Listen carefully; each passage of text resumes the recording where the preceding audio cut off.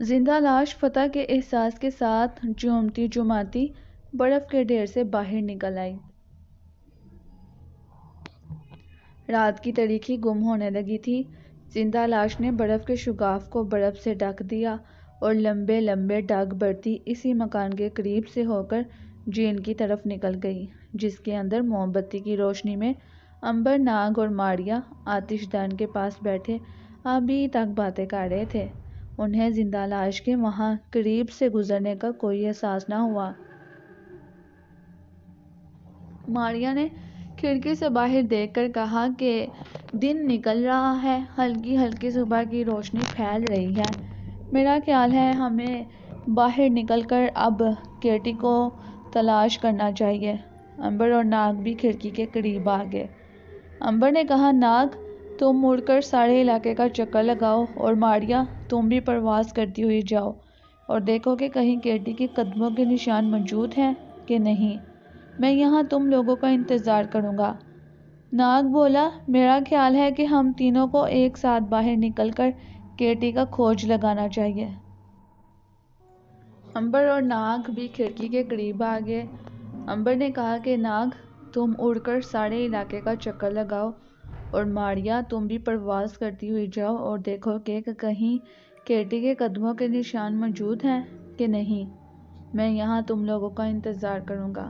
ناگ بولا، میرا خیال ہے کہ ہم تینوں کو ایک ساتھ باہر نکل کر کیٹی کا کھوج لگانا چاہیے۔ ماریا نے کہا کہ ناگ کا مشورہ بالکل ٹھیک ہے، اب ہمیں ایک دوسرے کے ساتھ ہی رہنا چاہیے۔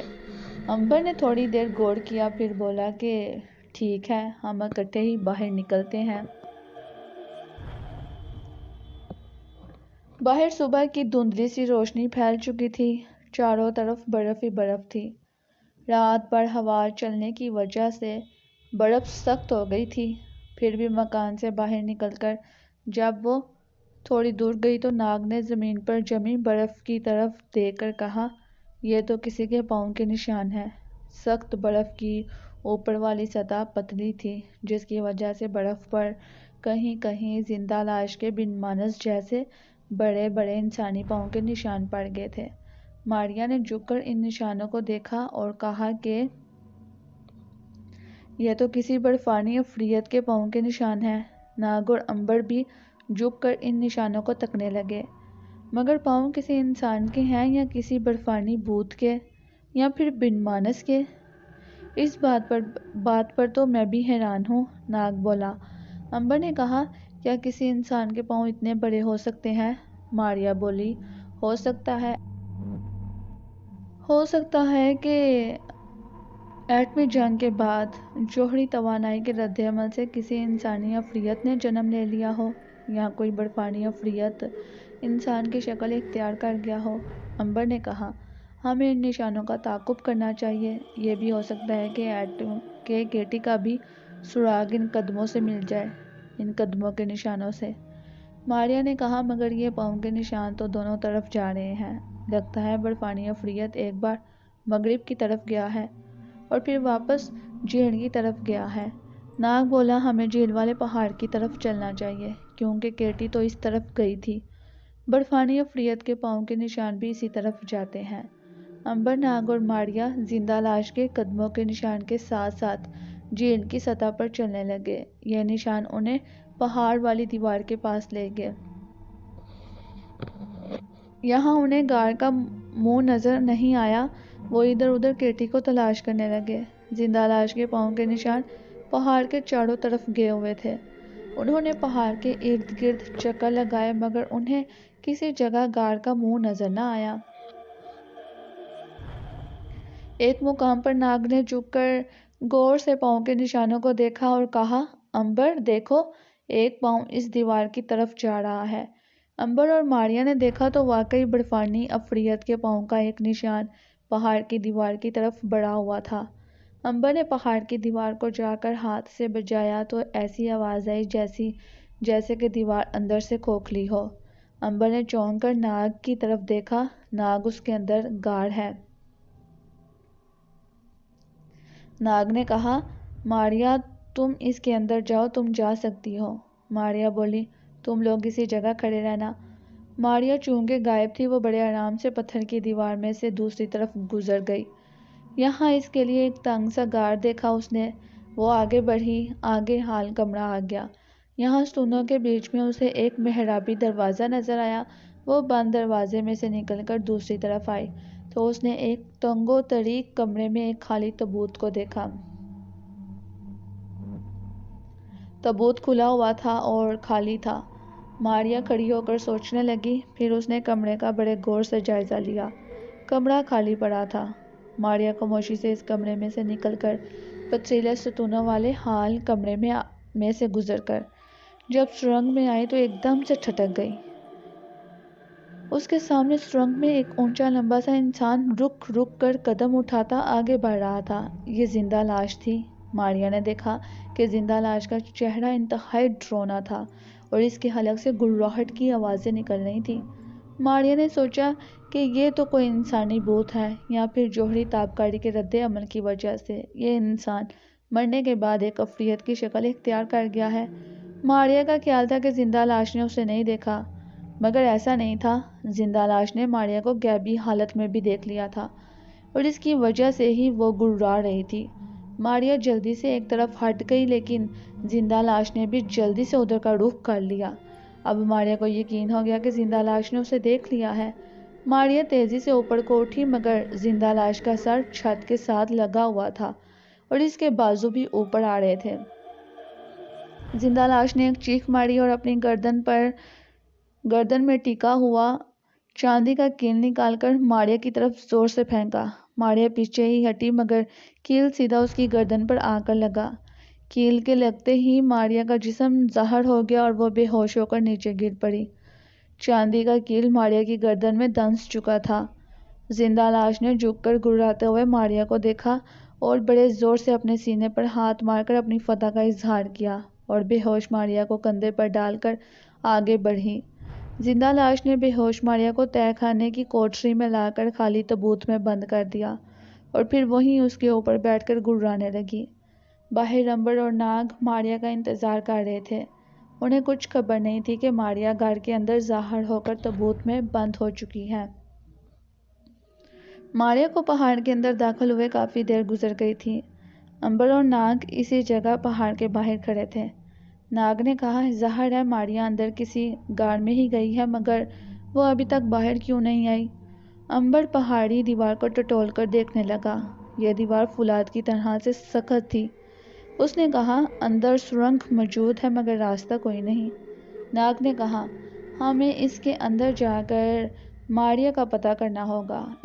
اس کی خوشبو بھی تو نہیں آ رہی۔ امبر نے سانس لے کر کہا، ہاں یہ تو میں نے سوچا ہی نہیں تھا کہ ماریا کی خوشبو کیسے غائب ہو گئی ہے۔ کہیں وہ کسی گہرے اندھیرے کنویں میں تو نہیں گر پڑی؟ ناگ کہنے لگا، لیکن اگر ماریا گہرے کنویں میں گر بھی پڑے تو وہ بڑی آسانی سے باہر آ سکتی ہے، پھر اس کی خوشبو کیسے رک گئی؟ امبر بولا، مجھے تو معاملہ خطرناک لگتا ہے، ضرور یہاں کسی طلسم کا اثر ہے۔ ناگ نے کہا، تمہیں پہاڑ کی اس دیوار کو ڈھانا ہوگا، تب بھی ہم اس کے اندر داخل ہو سکیں گے۔ امبر نے پہاڑی دیوار کو پوری طاقت کے ساتھ ٹھوکر ماری، مگر دیوار پر تو ذرا سا بھی اثر نہ ہوا۔ امبر نے دوسری، تیسری اور چوتھی بار دیوار کو زور لگا کر توڑنے کی کوشش کی، مگر وہ کامیاب نہ ہو سکا۔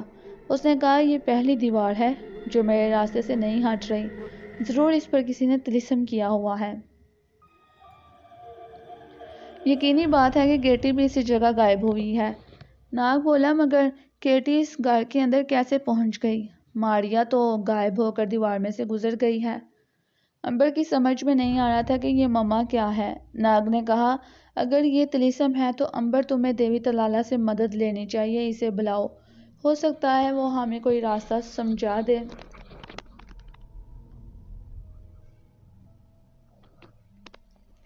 امبر ناگ کو ساتھ لے کر اپنے مکان میں آ گیا۔ شیشے والی کھڑکی میں سے اندر ہلکی ہلکی دن کی روشنی آ رہی تھی۔ امبر آتش دان کے پاس بیٹھ گیا۔ ناگ اس کے پاس ہی کرسی پر بیٹھا ہوا تھا۔ امبر نے آنکھیں بند کر کر دیوی تلالہ کا تصور باندھا اور اسے آواز دی۔ دیوی تلالہ ظاہر تو نہ ہوئی، مگر چوتھی بار پکارنے پر اس کی ہلکی مگر صاف آواز سنائی دی، امبر، کیٹی اور ماریا ایک ناگہانی مصیبت میں پھنس گئی ہیں۔ یہاں سے ایک فرلانگ کے فاصلے پر جہاں جنگل ختم ہوتا ہے وہاں ایک کاٹیج بنا ہوا ہے۔ اس کاٹیج میں ایک عبادت گزار نیک پادری صاحب رہتے ہیں۔ تم ان کے پاس جاؤ، وہ تمہاری مدد کریں گے۔ یہ کہہ کر دیوی تلالہ کی آواز غائب ہو گئی۔ امبر نے آنکھیں کھول کر ناگ کی طرف دیکھا۔ ناگ نے کہا کہ ہمیں فوراً سے دیوی تلالہ کے مشورے پر عمل کرنا چاہیے۔ امبر اور ناگ مکان میں سے نکل کر جنگل میں آ گئے۔ جنگل کے سارے درخت برف سے ڈھکے ہوئے تھے۔ سخت ٹھنڈی ہوا چل رہی تھی، مگر انہیں زیادہ سردی محسوس نہیں ہو رہی تھی۔ وہ جنگل میں برف پر چلتے گئے۔ جب جنگل ختم ہوا تو انہیں کنارے کے برف سے ڈھکے ہوئے درختوں کے نیچے ایک لکڑی کا کاٹیج دکھائی دیا۔ کاٹیج کا دروازہ بند تھا۔ امبر نے دروازے پر دستک دی۔ اندر سے کسی بوڑھے شخص کی شفقت بھری آواز آئی، اندر آ جاؤ، کنڈی کھلی ہے۔ امبر اور ناگ دروازہ کھول کر کاٹیج میں داخل ہو گئے۔ انہوں نے دیکھا کہ یہ تو ایک چھوٹا سا کمرہ ہے جس کے آتش دان میں آگ جل رہی ہے۔ پاس ہی لکڑی کی کرسی پر ایک سفید داڑھی والا بزرگ پادریوں جیسا لمبا سا چوگا پہنے گلے میں سلیب لٹکائے بیٹھا کافی پی رہا ہے۔ اس کے ایک ہاتھ میں کھلی ہوئی بائبل تھی۔ امبر اور ناگ نے انہیں سلام کیا اور ادب سے ایک طرف کھڑے ہو گئے۔ بزرگ پادری کے معصومانہ چہرے پر مسکراہٹ آ گئی۔ میرے بچوں، آؤ بیٹھو۔ میں جانتا ہوں تم دونوں کو سردی نہیں لگتی، پھر بھی کافی حاضر ہے۔ امبر اور ناگ آتش دان کے آگے پڑی کرسیوں پر بیٹھ گئے۔ پادری صاحب نے انہیں لکڑی کے پیالوں میں کافی ڈال کر دی اور بولے کہ میں جانتا ہوں تم میرے پاس کس لیے آئے ہو۔ دیوی تلالہ نے مجھے سب کچھ بتا دیا ہے۔ امبر اور ناگ تو ایک دوسرے کا منہ تکنے لگے۔ واقعی یہ بزرگ تو بہت نیک اور روشن ضمیر تھے۔ وہ کچھ نہ بولے۔ بزرگ پادری نے کہا کہ تمہاری دونوں ساتھی عورتیں کیٹی اور ماریا ایک ایسی زندہ لاش کے قبضے میں ہیں جس کو انسانی طاقت قابو میں نہیں کر سکتی۔ امبر اور ناگ اب پادری صاحب کا منہ حیرانی سے تکنے لگے تھے۔ امبر نے کہا کہ زندہ لاش؟ ہاں، بزرگ پادری بولے، وہ ایک لاش ہے جو زندہ ہو گئی ہے۔ یہ ایٹمی جنگ کا منحوس تحفہ ہے، اس کی طاقت کا کوئی اندازہ نہیں کر سکتا۔ ناگ نے پوچھا، مگر حضرت جی، اس زندہ لاش نے کیٹی اور ماریا کو کس لیے قید کر رکھا ہے؟ بزرگ پادری نے کہا کہ یہ زندہ لاش ایک انسانی عفریت ہے۔ وہ ایک لڑکی کی تلاش میں ہے۔ اس نے 5 لڑکیوں کو قید کرنا ہے تاکہ ان 5 لڑکیوں کے جسموں کو ملا کر ایک لڑکی کو بنا دے جو قد کاٹھ میں اس کے برابر ہو جائے گی، پھر وہ اسے اپنی دلہن بنائے گا۔ تم بڑے ٹھیک وقت پر میرے پاس آئے ہو۔ میں خود ان معصوم لڑکیوں کی جان بچانے کے بارے میں سوچ رہا تھا۔ ناگ نے کہا، ہمیں کیا کرنا ہوگا؟ ہمیں حکم دیجیے، ہم کیٹی اور ماریا کے ساتھ ساتھ دوسری دونوں لڑکیوں کو بھی بچا سکیں۔ بزرگ پادری نے بائبل کو چوم کر کارنرز پر رکھا اور کہا کہ زندہ انسانی لاش کے پاس چاندی کے کیل ہیں۔ ان کیلوں میں ایٹمی تابکاری نے ایسا اثر کیا ہے کہ وہ جس انسان کے جسم میں گاڑ دے وہ بے ہوش ہو کر سن ہو جاتا ہے۔ امبر بولا، محترم بزرگ، آپ کو تو معلوم ہی ہوگا کہ میرے اندر تو غیر معمولی طاقت ہے۔ میں زندہ لاش کو تباہ کر کر رکھ دوں گا۔ بزرگ پادری مسکرائے اور بولے، اگر یہ بات ہوتی تو دیوی تلالہ تمہیں میرے پاس نہ روانہ کرتی۔ تم زندہ لاش کا مقابلہ نہیں کر سکتے، ہاں چالاکی اور ہوشیاری سے اس کو ہلاک کر سکتے ہو۔ امبر نے پوچھا کہ وہ کیسے محترم؟ بزرگ پادری فرمانے لگے کہ زندہ لاش کو 5ویں لڑکی کی تلاش ہے۔ 4 لڑکیاں اس کی قید میں ہیں۔ اگر تم کسی طرح سے لڑکی کا بھیس بدل کر اپنے مکان میں جا کر بیٹھ جاؤ اور کھڑکی کھلی رکھو تو لاش تمہارے پاس آئے گی۔ تم مصنوعی دہشت کا اظہار کرنا، وہ تمہاری گردن میں چاندی کا کیل گاڑ دے گی۔ تم اپنی گردن کو نرم بنا لینا۔ تم بے ہوش تو نہیں ہو سکو گے، مگر تم یہی ظاہر کرنا کہ تم بے ہوش ہو چکے ہو۔ پھر یہ زندہ لاش تمہیں اٹھا کر اس جگہ لے جائے گی جہاں پہلے سے 4 لڑکیاں تابوتوں میں بے ہوش پڑی ہیں۔ وہاں تمہیں ماریا اور کیٹی بھی مل جائیں گی۔ اس کے بعد زندہ لاش اپنے قاتلانہ اوزار لینے اپنی کھو میں واپس جائے گی۔ اتنی دیر میں تم چاروں لڑکیوں کی گردنوں سے کیل نکال دینا۔ لڑکیاں ہوش میں آ جائیں گی، پھر تم انہیں سرنگ میں سے نکال کر میرے جھونپڑے میں آ جانا۔ اور ہاں، اگر راستے میں تمہارا مقابلہ زندہ لاش سے ہو گیا تو یہ میری سلیب اپنی جیب میں رکھو، اس سلیب کا رخ اس کی طرف کر دینا، وہ پیچھے ہٹنا شروع کر دے گی۔ امبر نے کہا کہ محترم بزرگ، میرے پاس غیبی شیشہ بھی ہے، اس کی روشنی سے زندہ لاش کو غائب کر سکتا ہوں۔ پادری مسکرائے۔ یہی تو تمہاری بھول ہے، کبھی کبھی یہ چیزیں بھی بیکار ہو جایا کرتی ہیں۔ تمہارا غیبی شیشہ بھی زندہ لاش کو غائب نہیں کر سکے گا، اس کی طاقت کا تم اندازہ نہیں کر سکتے۔ امبر نے کہا کہ لاش پیچھے ہٹتے ہٹتے باہر آ جائے گی، ظاہر ہے وہ میرا پیچھا کرے گی۔ پادری نے کہا کہ تم اسے لے کر میرے کاٹیج کی طرف آ جانا۔ زندہ لاش میرے کاٹیج میں داخل نہیں ہو سکتی کیونکہ یہ اللہ تعالیٰ کا مجھ پر بڑا کرم ہے۔ تم لڑکیوں کو نکال کر یہاں تک لے آؤ گے، جو ہوگا دیکھا جائے گا۔ اور ہاں، کیل کے نکلتے ہی ماریا غائب ہو جائے گی، اور ماریا سے کہنا کہ وہ فوراً زمین سے 20 فٹ اوپر اٹھ کر تمہارے ساتھ چلے اور زندہ لاش کے قریب آنے کی ہرگز کوشش نہ کرے۔ امبر نے کہا کہ میں ایسا ہی کروں گا۔ اب مجھے بتائیے کہ میں عورت کا بیس کہاں سے بدلوں؟ میرے پاس تو عورتوں کے کپڑے بھی نہیں ہیں۔ بزرگ پادری نے اٹھ کر ایک صندوق کھولا، اس میں سے ایک زنانہ لباس پڑا تھا۔ انہوں نے لباس امبر کی طرف بڑھا کر کہا کہ میری ایک بیٹی ہوتی تھی جو اللہ تعالیٰ کو پیاری ہو چکی ہے۔ یہ اس کے کپڑے ہیں، وہ اپنے بالوں پر سنہری بال لگایا کرتی تھی۔ تم اس لباس کو پہن لو۔ ناگ نے امبر کی طرف دیکھ کر کہا، چلو امبر بھائی، عورت بن جاؤ۔ امبر ذرا سا مسکرایا، پھر اس نے زنانہ لباس پہن کر سر پر سنہری بالوں کی وگ لگا لی۔ وہ بالکل عورت لگنے لگا تھا۔ بزرگ پادری نے کہا کہ اب تم اپنے مکان سے جا کر آتش دان کے پاس بیٹھ جاؤ۔ جب رات کا اندھیرا پھیلے گا تو زندہ لاش تمہارے مکان کی طرف آئے گی اور تمہیں عورت سمجھ کر تمہارے پاس آ جائے گی۔ اس کے بعد جو کچھ میں نے کہا ہے ویسے ہی تم کرنا۔ امبر نے بزرگ پادری سے مقدس سلیب لے کر اپنی جیب میں رکھ لی اور سلام کر کر اپنے مکان کی طرف چل پڑا۔ ناگ اسے مذاق کر رہا تھا۔ امبر نے کہا، ناگ، یہاں تم کبھی مینڈک اور کبھی عقاب بن جاتے ہو، ہم نے تو تمہیں کبھی مذاق نہیں کیا، میں تو انسان ہی بنا ہوا ہوں۔ ناگ مسکرانے لگا۔ وہ مکان میں جا کر آتش دان کے پاس بیٹھ گئے اور اپنے آئندہ آنے والے پروگرام کے بارے میں غور کرنے لگے۔ ناگ نے امبر کو ایک بار پھر سے تاکید کی کہ جس طرح سے بزرگ پادری نے کہا ہے اسی طرح سے کرنا۔ جب شام کا اندھیرا رات کی تاریکی میں ڈلنے لگا تو ناگ امبر کے پاس سے اٹھتے ہوئے بولا، میں اوپر والے کمرے میں جاتا ہوں۔ زندہ لاش جب تمہیں اٹھا کر لے جائے گی تو تم فکر مت کرنا، میں عقاب کی شکل میں تمہارے اوپر اڑتا جاؤں گا اور تمہاری نگہبانی کرتا رہوں گا۔ ناگ اوپر والے کمرے میں چلا گیا۔ امبر نے کرسی کا رخ اس طرح سے کر لیا کہ باہر کھڑکی سے صاف نظر آتا تھا۔ اس کا میک اپ اتنا زبردست تھا کہ قریب سے دیکھنے پر بھی وہ ایک خوبصورت، صحت مند لڑکی ہی لگتا تھا۔ امبر اب خاموشی سے بیٹھ کر زندہ لاش کا انتظار کرنے لگا۔ رات بے حد خاموش اور تاریک تھی۔ باہر ہلکی ہلکی برف گرنے لگی، تیز ہوا کا شور بھی ہونے لگا۔ امبر چپ چاپ آتش دان کے پاس بیٹھا لاش کا انتظار کر رہا تھا۔ دوسری طرف جب رات گہری ہو گئی تو زندہ لاش 5ویں لڑکی کی تلاش میں اپنے گھر سے نکل کر جھیل کی سطح پر آ گئی۔ اس نے دور مکان میں موم بتی کی روشنی دیکھی تو اس طرف بڑھی۔ مکان کے قریب آ کر زندہ لاش نے برف ہٹا کر شیشے میں سے اندر دیکھا تو اس کے چہرے پر بڑی ڈراؤنی مسکراہٹ آ گئی۔ آتش دان کے پاس اسے ایک سنہری بالوں والی لڑکی بیٹھی کتاب پڑھتی نظر آئی۔ زندہ لاش کو 5ویں لڑکی مل گئی تھی۔ اس پر وہ مارے خوشی کے وحشت سوار ہو گئی۔ اس نے زور سے ہاتھ مار کر کھڑکی کو توڑ ڈالا اور گڑگڑاتی ہوئی کمرے میں گھس آئی۔ امبر اس کے لیے بالکل تیار بیٹھا تھا مگر وہ اداکاری کرتے ہوئے گھبرا کر کرسی سے اٹھ کر بھاگا۔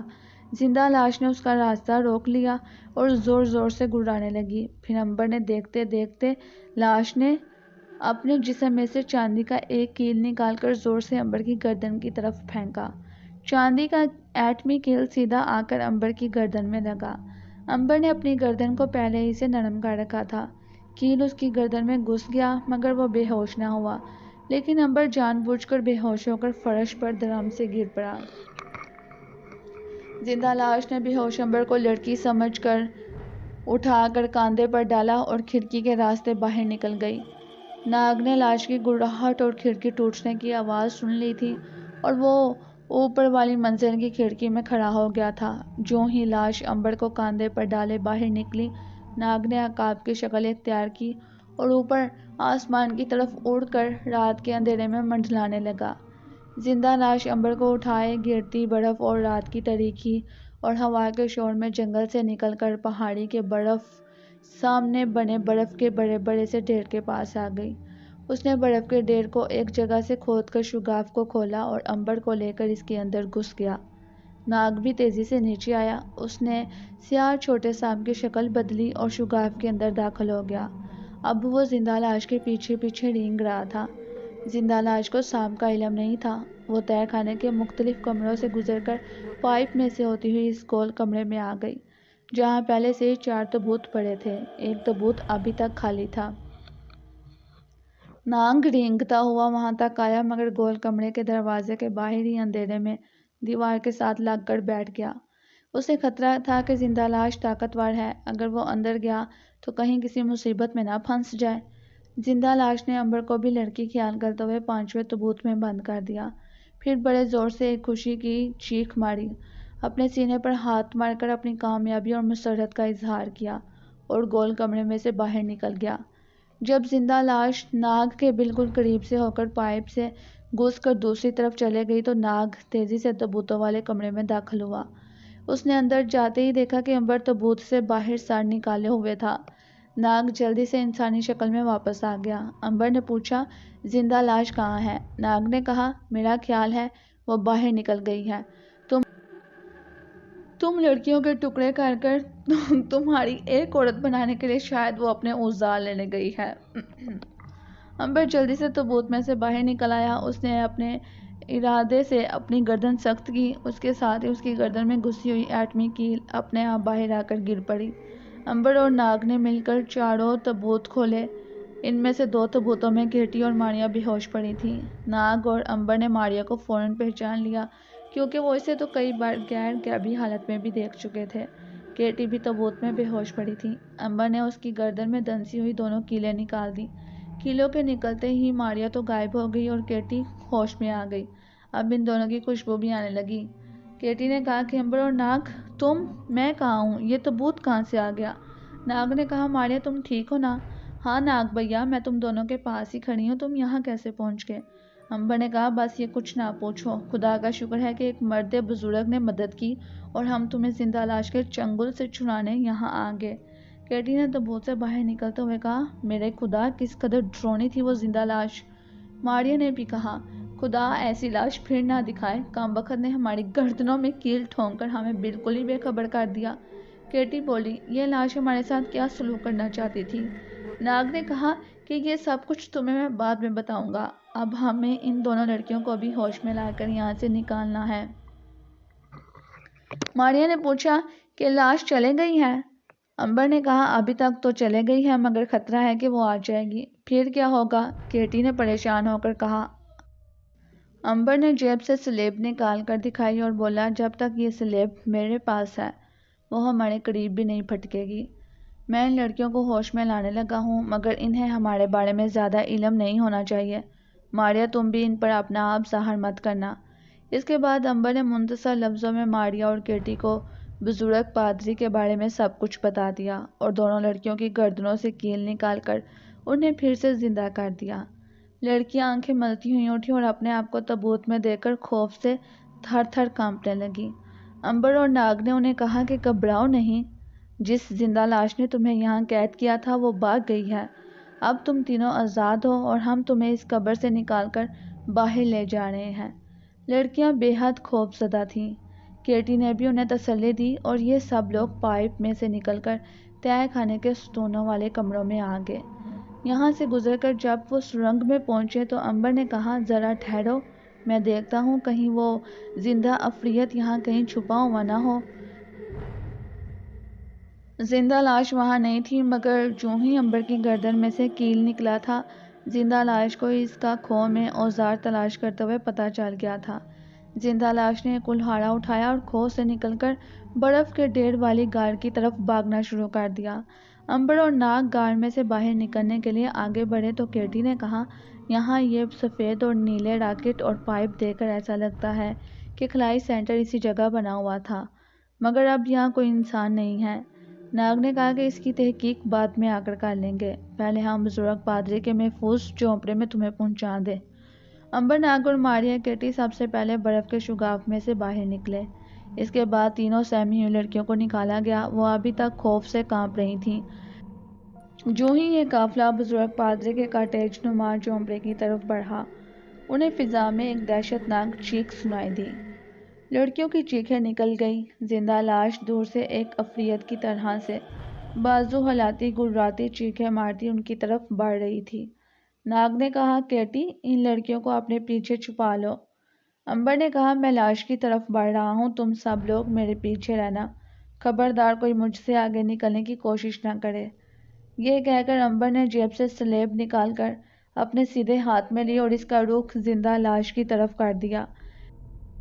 زندہ لاش وحشی عفریت کی طرح سے چیختی چلاتی کلہاڑی والا ہاتھ زور زور سے لہراتی امبر، ناگ، کیٹی کی طرف آ رہی تھی۔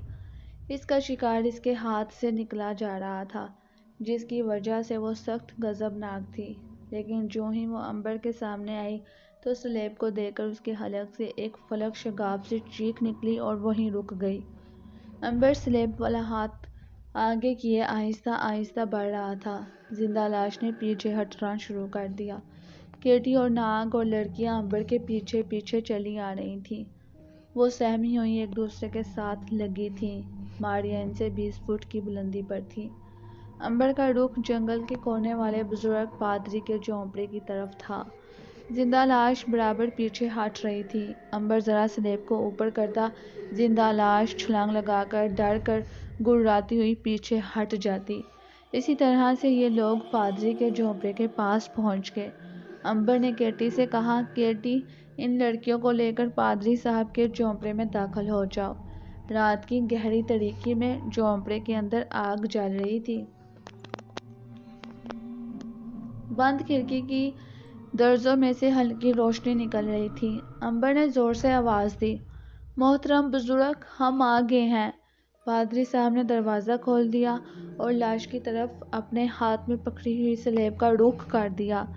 زندہ لاش کے منہ سے بھیانک چیخ نکلی اور پادری صاحب کو دیکھ کر وہ اپنے سینے پر دونوں ہاتھ مارتی جنگل کے برف پوش درختوں کی طرف بھاگ گئی۔ پادری صاحب نے امبر سے کہا، میرے بچوں، اندر آ جاؤ۔ جھونپڑے کی گرم فضا میں جاتے ہی لڑکیاں آتش دان کے پاس سہم کر بیٹھ گئیں۔ کیٹی، ناگ اور امبر بھی ان کے قریب آ کر بیٹھ گئے۔ ماریا پہلے ہی جھونپڑی میں داخل ہو چکی تھی۔ پادری نے امبر کے کندھے پر شفقت سے ہاتھ رکھا تھا اور کہا، شاباش میرے بچے، تم نے ان لڑکیوں کی جان بچائی ہے۔ خدا تمہارا مددگار تھا اس نیک کام میں۔ کیٹی نے کہا کہ فادر، زندہ لاش ان لڑکیوں کو پھر سے پکڑ لے گی۔ وہ ابھی زندہ ہے۔ پادری نے کہا، مسکرا کر سلیب کا نشان بنایا اور کہا، اس کا بندوبست بھی ہو جائے گا۔ پہلے تم لوگ کچھ کھا پی لو، ان لڑکیوں کو کھانے پینے کی ضرورت ہے۔ لڑکیاں ابھی تک سہمی ہوئی تھیں، مگر پادری صاحب کے تسلی دینے سے انہیں کچھ حوصلہ ہوا۔ پادری صاحب نے انہیں ڈبل روٹی کے ساتھ گرم گرم کافی پلائی اور کہا کہ گھبراؤ نہیں میری بچیوں، اب تم بالکل محفوظ ہو۔ یہاں وہ عفریت داخل نہیں ہو سکتا۔ ہم تمہیں تمہارے والدین کے گھر پہنچا دیں گے۔ لڑکیوں کی آنکھوں میں آنسو آ گئے۔ پادری صاحب نے انہیں گرم کمبل دے کر سلا دیا۔ اس کے بعد وہ امبر، ناگ، کیٹی سے باتیں کرنے لگے۔ پھر اپنے پیچھے منہ کر کر بولا، ماریا بیٹی، تم میرے پیچھے کیوں کھڑی ہو؟ سامنے آ جاؤ۔ ماریا غائب تھی، مگر پادری صاحب اسے دیکھ رہے تھے۔ ماریا نے ان کا شکریہ ادا کرتے ہوئے سامنے آ کر کہا، مقدس فادر، آپ کی مہربانی نے مجھے دوبارہ زندگی دی ہے، مگر اس زندہ لاش سے دوسرے لوگوں کی زندگی بچانا بہت ضروری ہے۔ کیٹی نے کہا، ہاں مقدس باپ، جب تک زندہ لاش پھرتی رہے گی، یہاں کی سب عورتوں کی زندگیوں کو خطرہ ہے۔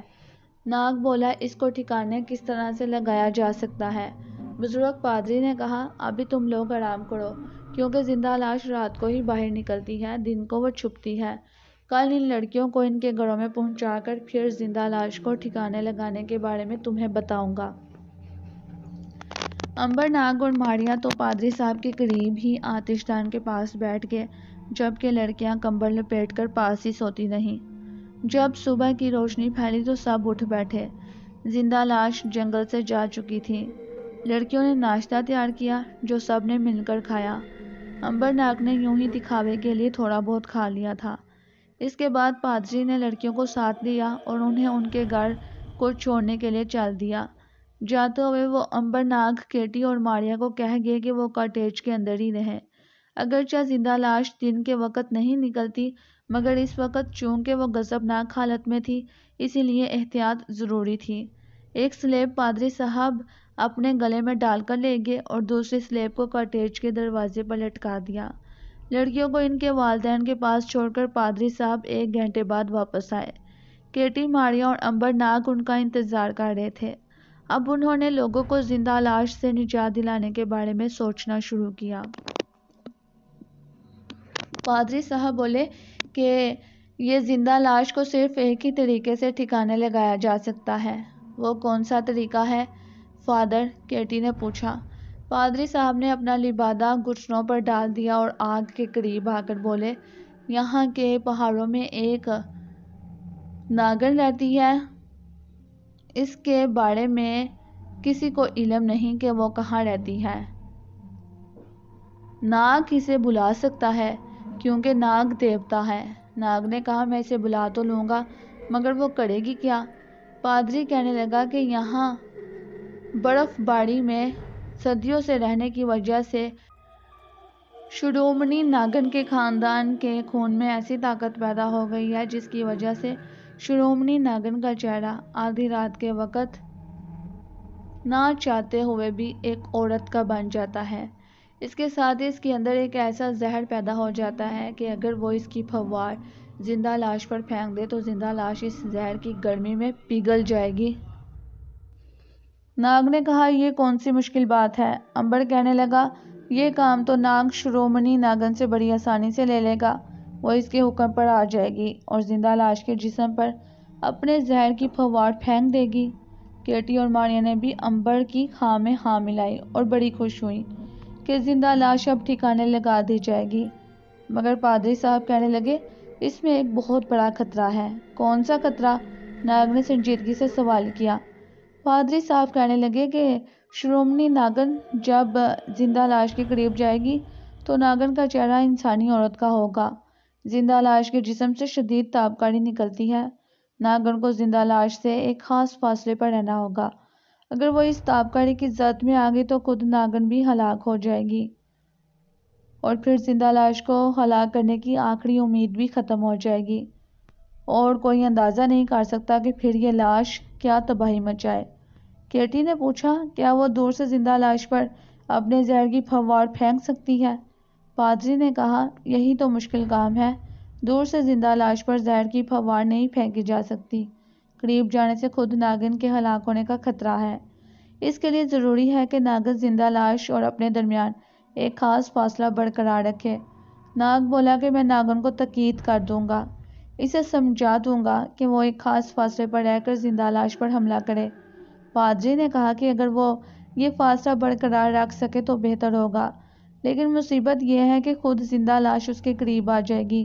پھر انہوں نے ناگ سے کہا، ناگ بیٹا، تم شرومنی ناگن کو یہاں طلب کرو۔ میں چاہتا ہوں کہ یہ کام آج ہی رات آدھی رات کو ہو جائے، کیونکہ وہ زندہ لاش آدھی رات کو ضرور نکلے گی، بلکہ ہو سکتا ہے کہ وہ اندھیرا ہوتے ہی باہر نکل آئے۔ ناگ نے کہا کہ میں ابھی اسی وقت شرومنی ناگن کو بلوائے لیتا ہوں۔ یہ کہہ کر ناگ فرش پر بیٹھ گیا۔ امبر، کیٹی، پادری اور ماریا اس سے تھوڑی دور بیٹھے تھے اور ناگ کی طرف دیکھ رہے تھے۔ انہیں معلوم تھا کہ ابھی تھوڑی دیر میں وہاں ایک ایسی ناگن آنے والی ہے جس کا چہرہ آدھی رات کو عورت کا چہرہ بن جائے گا۔ ناگ نے منہ ہی منہ میں کچھ منتر پڑھ کر ایک ہلکی سی سسکار میں شرومنی ناگن کو آواز دی۔ چند سیکنڈ ہی گزرے ہوں گے کہ ایک پھنکار کی آواز آئی اور بند کاٹیج کے اندر ایک سفید اور سرخ رنگ کا ایک گز لمبا سانپ اڑتے ہوئے چکر لگاتا دکھائی دیا۔ شرومنی ناگن آ گئی تھی۔ شرومنی ناگن نے ایک چکر لگایا اور ناگ کے سامنے آ کر کنڈلی مار کر بیٹھ گئی اور سر جھکا کر بولی، مقدس دیوتا، میں آپ کے حکم پر حاضر ہو گئی ہوں، فرمائیے میرے لیے کیا حکم ہے؟ ناگ نے کہا تھا، شرومنی ناگن، میں تم سے ایک ایسا کام لینے چاہتا ہوں جو صرف تم ہی کر سکتی ہو۔ ناگن بولی، یہ تو میری بڑی خوش قسمتی ہے کہ مجھے مقدس ناگ کی خدمت میں حاضر ہو کر اور خدمت کر کر بڑی خوشی ہوگی، آپ حکم تو کریں۔ اب ناگ نے سانپ کی زبان میں شرومنی ناگن کو شروع سے آخر تک ساری بات سمجھا دی۔ شرومنی ناگن نے کہا کہ زندہ لاش میرے زہر سے نہیں بچ سکے گی۔ مقدس ناگ، یہ بلائی اور نیکی کا کام ہے، میں زندہ لاش کی تباہی سے انسانوں کو ضرور بچاؤں گی۔ ناگ بولا، مگر اس میں تمہاری جان جانے کا بھی خطرہ ہے۔ شرومنی ناگن نے کہا کہ مجھے اپنی جان کی پرواہ نہیں مقدس ناگ۔ ناگ نے کہا، نہیں شرومنی، یہ بات نہیں، اگر تم زندہ لاش سے پہلے ہلاک ہو گئی تو پھر زندہ لاش کی تباہی سے کوئی نہیں بچ سکے گا، اسی لیے زندہ لاش کو ہلاک کرنا بہت ضروری ہے۔ اب ناگ نے شرومنی ناگن کو ساری بات ایک بار پھر سے سمجھائی کہ زندہ لاش کے جسم سے تاب کر کی ہلاکت خیز شعاعیں نکلتی ہیں اور اسے زندہ لاش سے ایک خاص فاصلے پر رہنا ہوگا۔ شرومنی ناگن نے کہا، مقدس ناگ، آپ بالکل فکر نہ کریں، میں زندہ لاش سے خاص فاصلے پر رہوں گی اور اسے اس فاصلے کو عبور نہیں کرنے دوں گی۔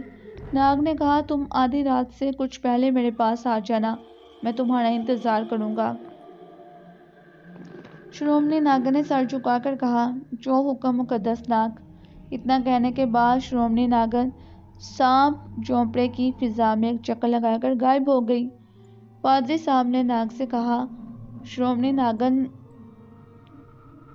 تم نے اسے ساری بات سمجھا دی تھی نا ناگ؟ شرومنی ناگن کو، میں تمہاری زبان نہیں سمجھ سکا۔ ناگ نے پادری صاحب، امبر ماریا اور کیٹی کو وہ گفتگو بتا دی جو اس کی اور شرومنی ناگن کے درمیان ہوئی تھی۔ مجھے یقین ہے کہ شرومنی ناگن یہ کام کر لے گی، اب ہمیں رات ہونے کا انتظار ہے۔ امبر ماریا اور کیٹی خاموش ہو گئے۔